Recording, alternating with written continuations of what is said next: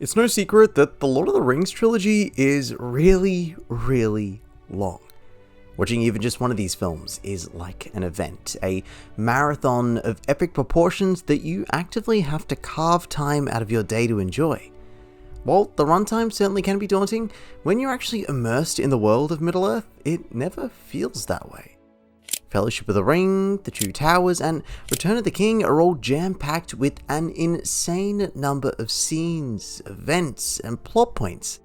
They all zip by though because these films are edited within an absolute inch of their lives, all unnecessary fat left on the cutting room floor. Because of just how much narrative these films have to cover, it's incredibly important that information is relayed to us in a quick and efficient way. For a story like The Lord of the Rings though, that really seems like it should be an impossible task. J.R.R. Tolkien wrote and wrote and wrote, and then he passed away, and then it turned out he wrote some more when his son began posthumously publishing his work. The point is though, adapting such a ginormous story into 3 films seems like it should be an impossible task. Jackson's adaptation though manages to pull it off, and it's most impressively evident in the way that he introduces character. This efficiency in character introduction is most notable in the 9 members of the Fellowship. The introduction to some members is longer than others, but regardless of length, we're always presented with a sense of who they are and how they're relevant to the world and story. I want to take a look at the scenes in which we meet each member of the Fellowship, examine how the film so succinctly relays important information we need to know going forward, and there's probably no better character to start with than Gandalf. Gandalf's introduction to the story is possibly one of my favourite character introductions into any movie. Initially, the wizard appears to be an unassuming traveller, humming cheerfully to himself as he rolls through the Shire in his cart. The moment Frodo accuses him of being late though, his demeanour shifts, and he delivers the iconic line, "A wizard is never late, Frodo Baggins. Nor is he early. He arrives precisely when he means to."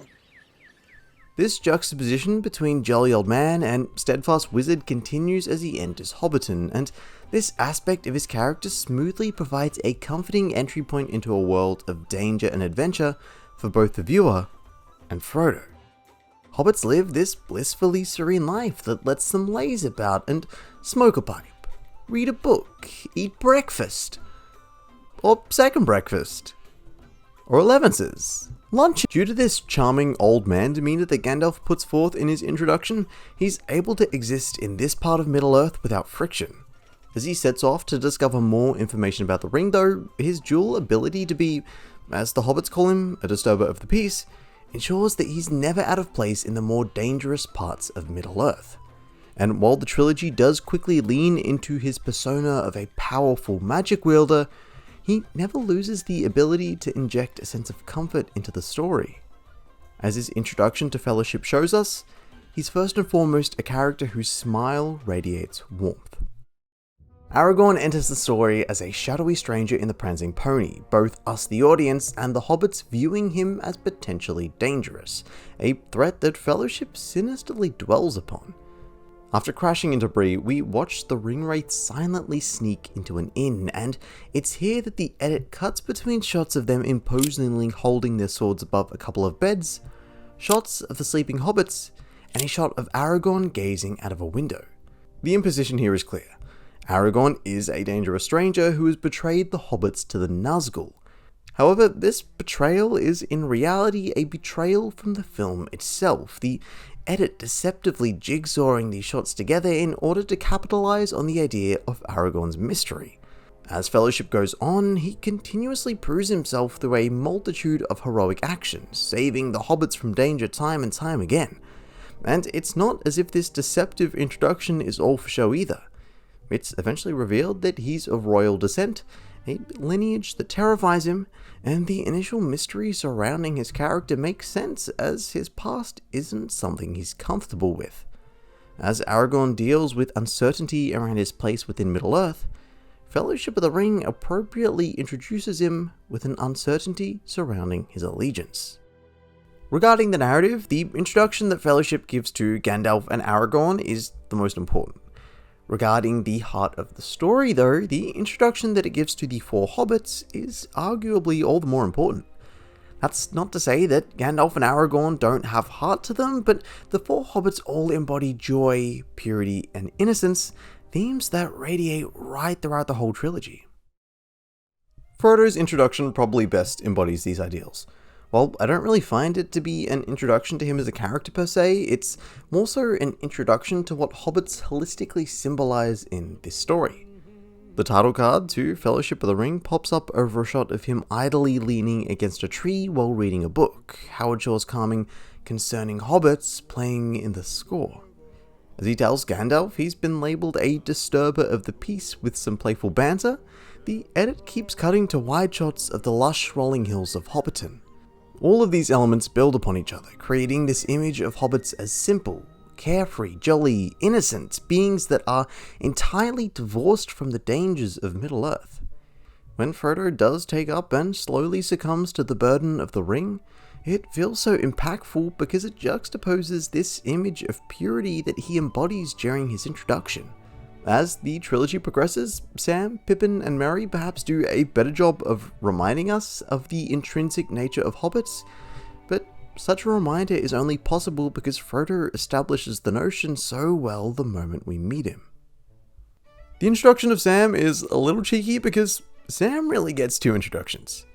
When we first meet him in the trilogy, he's at Bilbo's birthday party, and Frodo encourages him to dance with his love interest, Rosie Cotton. Their relationship is non-existent outside of this part of Fellowship, but it's integral to his character in later films, Rosie always serving as a connection back to home. After subsequently watching them get married and have kids at the end of Return of the King, this shot turns into a sweet little nod at Sam's future. In the moment though, Sam's character is better established in what is his real introduction to the story. After being caught eavesdropping on Gandalf's conversation with Frodo concerning the ring, the wizard pulls Sam through the window and into Bag End. Thus, right from the very beginning, Sam as a character is intrinsically linked to Frodo. The qualities of dedication and service that he lends to the adventure are attributes that he's immediately shown as having, and I think that's possibly why he's so many people's favourite character. He certainly becomes more courageous as the trilogy progresses, but his unyielding loyalty to his friends and the quest is present right from the moment we meet him. While they do grow beyond this role in Two Towers and Return of the King, Merry and Pippin are mainly relegated to the role of comedic relief in Fellowship. Be it through accidental mishaps or ignorance to the danger of their quest, the duo never failed to get a laugh out of the audience.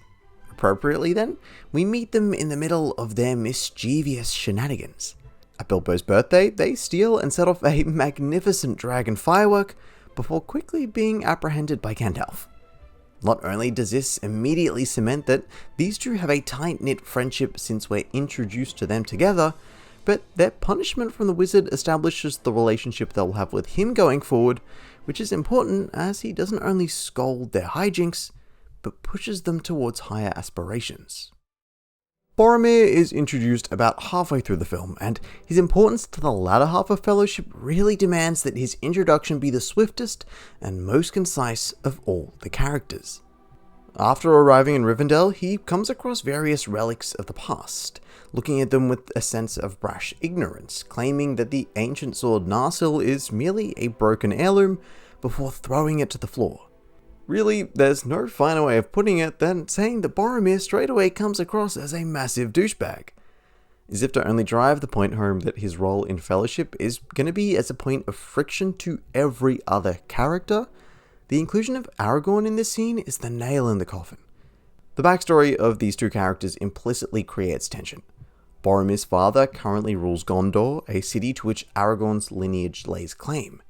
Well, this is only revealed at a later point in the story, however, we do know of Aragorn's heroism and bravery. By placing easily one of the most likable characters in the film into the introduction of one of the least likable, the sheer juxtaposition defines the latter as someone who's gonna serve as a point of tension going forward. If anything though, the ease at which we can dislike Boromir early on really only serves to heighten his redemption and brave sacrifice at the end of the film. In a similar fashion to Boromir, Legolas and Gimli are only brought into the adventure at the halfway point. Unlike Boromir though, these two don't really do anything of significant importance in Fellowship and are the least developed out of the 9 over the course of the whole trilogy. Their introduction during the Council of Elrond though does some incredibly swift world building.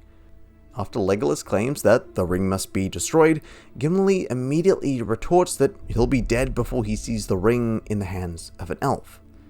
After the pair both join the Fellowship, we cut to a shot of both of them looking disgruntled at the presence of the other.